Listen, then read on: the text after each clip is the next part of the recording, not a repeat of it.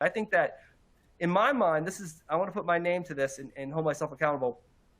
There's a greater than 50% chance that there's no recession in the next 18 months. So I give it 55% that by January 1st, 2024, we have lower goods and energy prices, that yes, the Fed hikes interest rates, but they kind of slow, that while unemployment may rise a bit, the unemployment rate won't crest above 4.5%, and that we'll start to get real positive wage growth, income growth.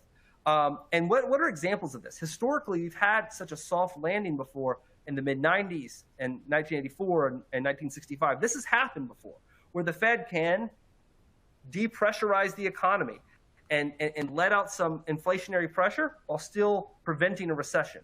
I give that more than even odds of happening. But the risk of a mild recession is rising. I would say maybe 20% if you asked me several months ago, but now it's 40%, that in the next 18 months, by 2024, we do get a mild recession. What does that look like? It means that headline inflation remains pretty high. Even if core inflation falls, that inflation expectations are elevated and the Fed has to hike interest rates a lot, like above 4%. Short-term interest rates rise above 4%. And unemployment, we have a mild recession, kind of like the 2001 recession. That happened, by the way, before the 2001 terror attacks. This was from March to September of 2001. We experienced a recession, but it was very mild. And I think if we do have a recession, that's the most likely example.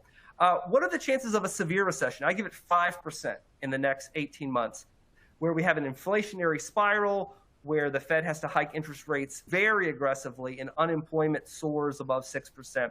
I don't see that happening. And the examples of that are the early 1980s, those two recessions back to back in the early 1980s that were caused by high inflation and just kind of crushing the economy to lower prices. So that's my economic outlook.